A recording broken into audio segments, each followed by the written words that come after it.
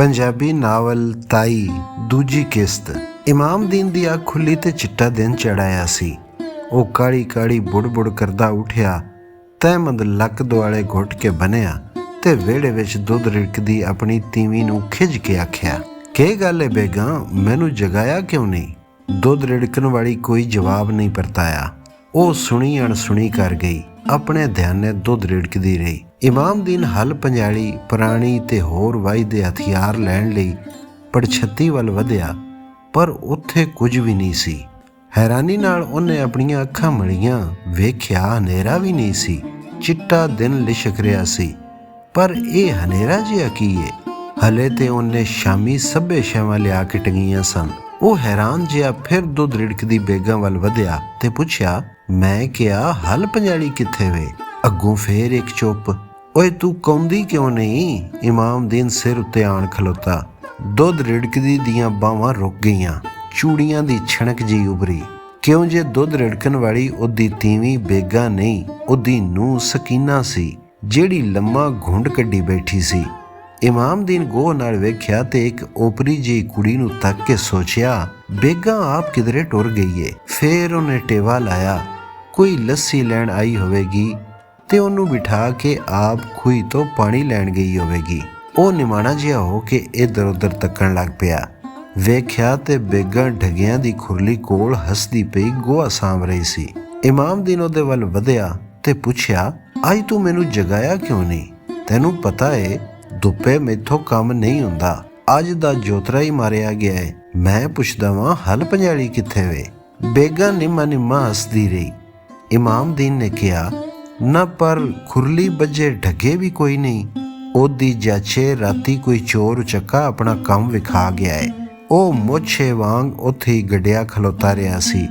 ਅਖੀਰ ਤਪ ਕੇ ਬੋਲਿਆ, ਤੈਨੂੰ ਤੇ ਪਤਾ ਹੈ ਮੈਂ ਬੇਸੁਰਤਾ ਸੌਣਾ ਵਾਂ, ਤੂੰ ਤੇ ਘੂਕ ਨਹੀਂ ਸੌਂਦੀ। ਹੁਣ ਕਿਵੇਂ ਪਤਾ ਲੱਗੇ ਭਈ ਇਹ ਕਿਸ ਦਾ ਘਰ ਆਏ? ਮੈਨੂੰ ਪਤਾ ਏ। ਤੈਨੂੰ ਪਤਾ ਏ?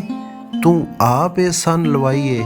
ਨਹੀਂ, ਸੰਨ ਨਹੀਂ, ਖੁੱਲੇ ਬੂਈ ਇਹ ਕੰਮ ਹੋਇਆ ਏ।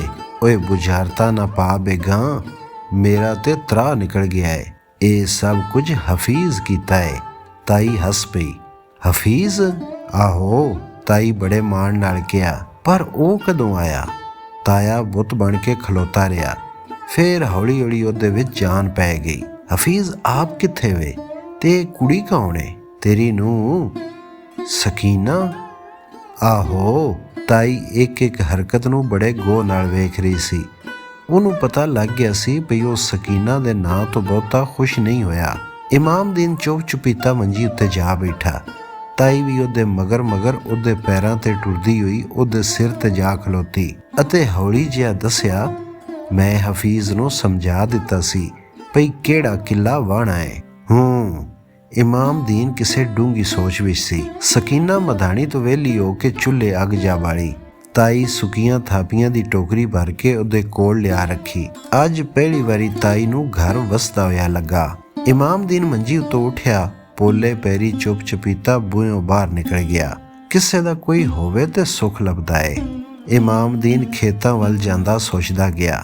ਹਫੀਜ਼ ਦੇ ਟੁਰ ਜਾਣ ਮਗਰੋਂ ਮੇਰੀ ਕੱਲੀ ਜਾਨ ਉੱਤੇ ਕਿੰਨਾ ਭਾਰ ਸੀ। ਮੇਰੀ ਇਹ ਕੋਈ ਹਲ ਪੰਜਾਲੀ ਚੁੱਕਣ ਦੀ ਉਮਰ ਏ?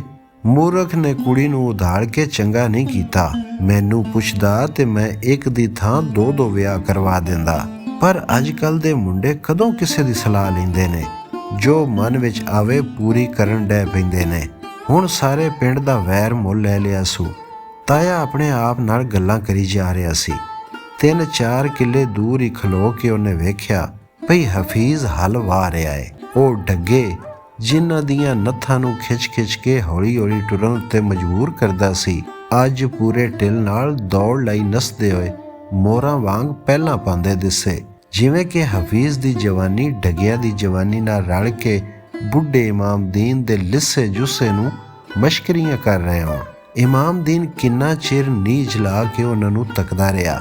ਆਪ ਮੁਹਾਰੇ ਉਹਦੇ ਮੂੰਹ ਵਿੱਚੋਂ ਅਸੀਸ ਨਿਕਲੀ, ਅੱਲਾ ਇਹਨਾਂ ਨੂੰ ਹਯਾਤੀ ਦੇਵੇ, ਇਹ ਜਵਾਨੀਆਂ ਮਾਣਨ। ਹਫੀਜ਼ ਨੇ ਤਾਏ ਨੂੰ ਆਉਂਦਿਆਂ ਵੇਖਿਆ ਤੇ ਛੇਤੀ ਨਾਲ ਹਲ ਖਿਲਾਰ ਕੇ ਉਹਦੇ ਵੱਲ ਵਧਿਆ ਤੇ ਸਲਾਮ ਆਖਿਆ। ਵਾਲੇਕੁਮ ਸਲਾਮ। ਛੀ ਵਰਗੀ ਫੁਰਤੀਲੀ ਟੋਰ, ਚੌੜੀ ਛਾਤੀ, ਬਰਵੀਆਂ ਮੁੱਛਾਂ, ਲੁੱਸ ਲੁੱਸ ਕਰਦੀ ਜਵਾਨੀ ਵੇਖ ਕੇ ਇਮਾਮਦੀਨ ਪਿਆਰ ਨਾਲ ਹਫੀਜ਼ ਦੇ ਸਿਰ ਉੱਤੇ ਆਪਣਾ ਕੰਬਦਾ ਹੱਥ ਫੇਰਿਆ ਤੇ ਨਾਲ ਹੀ ਪੱਗ ਦੇ ਪੱਲੂ ਨਾਲ ਆਪਣੇ ਸਿਮਦੇ ਹੋਏ ਅਥਰੂ ਪੂਜੇ। ਹਫੀਜ਼ ਨੀਵੀਂ ਪਾਈ ਖਲੋਤਾ ਸੀ। ਡਗਿਆਂ ਦੀਆਂ ਟਲੀਆਂ ਖੜਕੀਆਂ ਜਿਵੇਂ ਕਹਿ ਰਹੀਆਂ ਹੋਣ, ਬਈ ਆ ਜਾ, ਸਾਡਾ ਅਜੇ ਮੱਚ ਨਹੀਂ ਮਰਿਆ।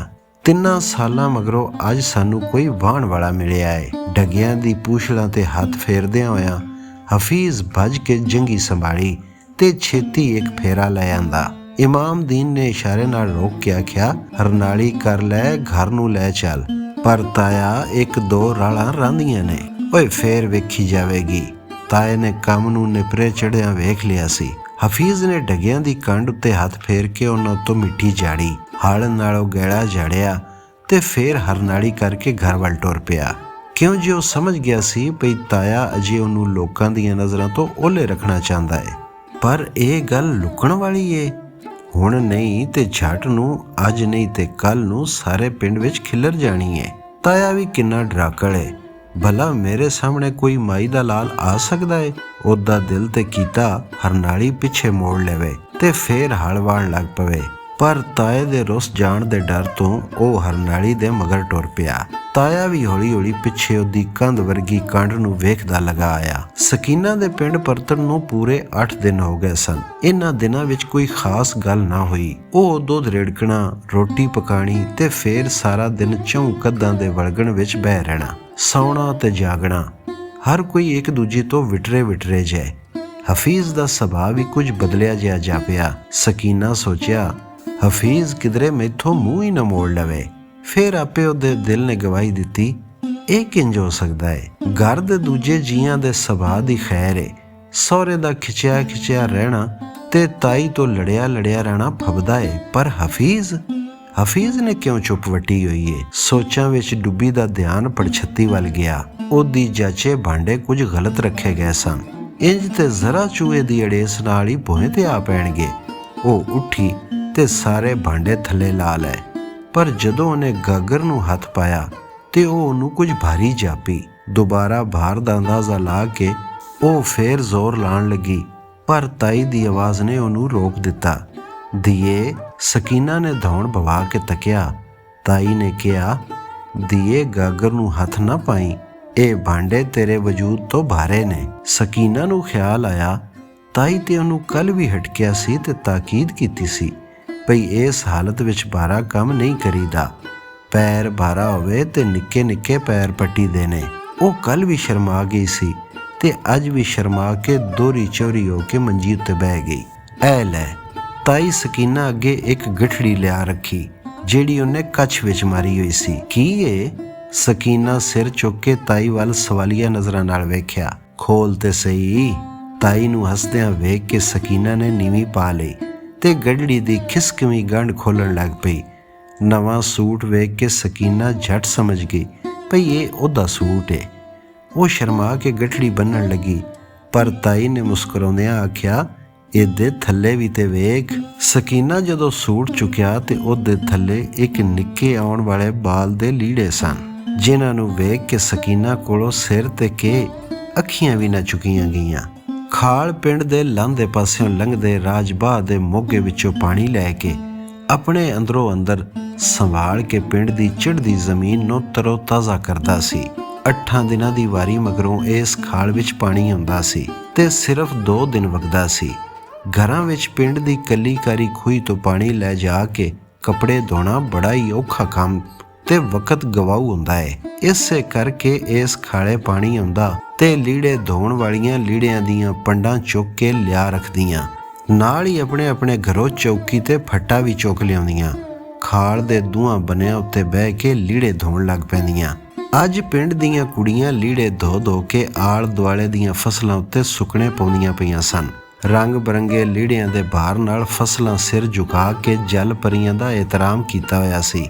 ਕੁੜੀਆਂ ਗੁੜਕ ਤੇ ਹੱਸ ਰਹੀਆਂ ਸਨ ਜਿਵੇਂ ਬੁਲਬੁਲਾਂ ਚਹਿਕ ਰਹੀਆਂ ਹੋਣ। ਫਾੜ ਥਾਪੇ ਫਟੀਆਂ ਤੇ ਰੱਖੇ ਹੋਏ ਲੀੜਿਆਂ ਉੱਤੇ ਵੱਜ ਰਹੇ ਸਨ।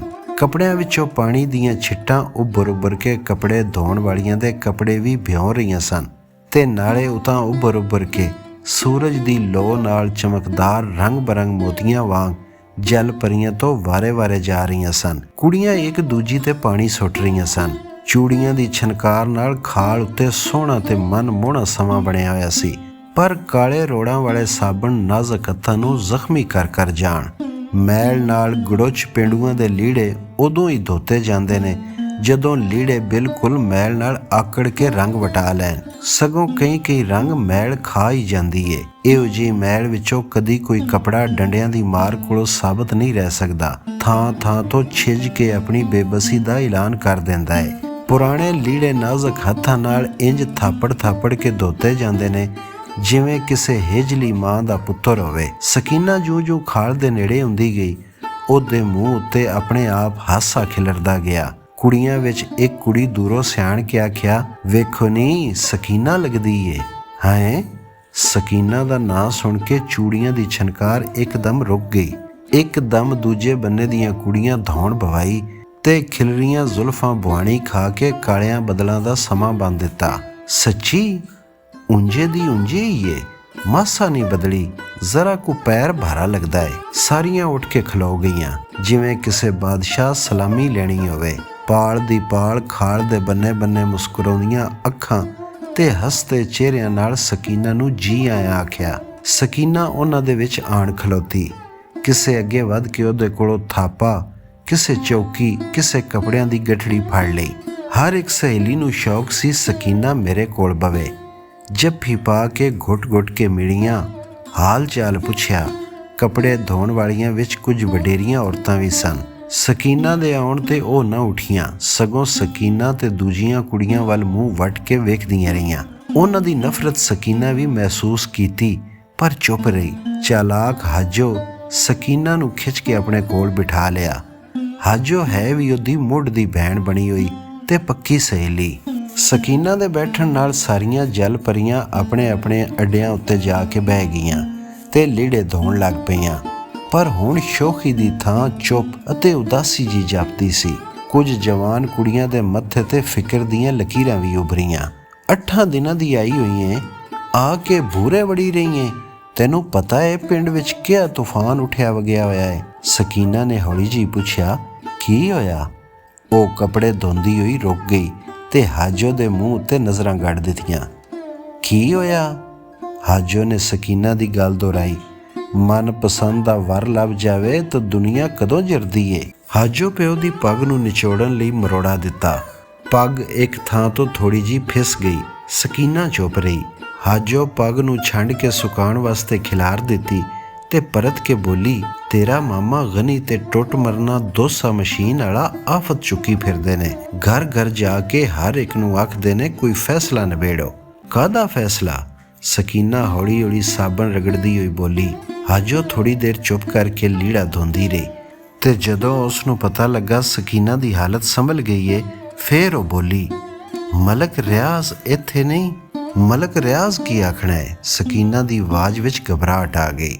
ਉਹਦੇ ਆਇਆ ਹੀ ਗੱਲ ਮੁੱਕਣੀ ਏ, ਹਾਜੋ ਜਵਾਬ ਦਿੱਤਾ। ਵੋਟ ਪੈਣੇ ਨੇ ਅਗਲੇ ਮਹੀਨੇ। ਉਹਦੇ ਵਾਸਤੇ ਸੁਣਿਆ ਹੈ ਮਲਕ ਰਿਆਜ਼ ਸ਼ਹਿਰੋਂ ਟਿਕਟ ਲੈਣ ਵਾਸਤੇ ਗਿਆ ਹੋਇਆ ਹੈ। ਕੀ ਫੈਸਲਾ ਕਰਨਗੇ? ਸਕੀਨਾ ਵੋਟ ਵਾਲੀ ਗੱਲ ਵਿੱਚ ਕੋਈ ਦਿਲਚਸਪੀ ਨਾ ਲਈ। ਦੋਸਾ ਤੇ ਆਖਦਾ ਹੈ ਮੇਰੀ ਵੋਟੀ ਵਾਪਸ ਕਰਾ ਦਿਓ।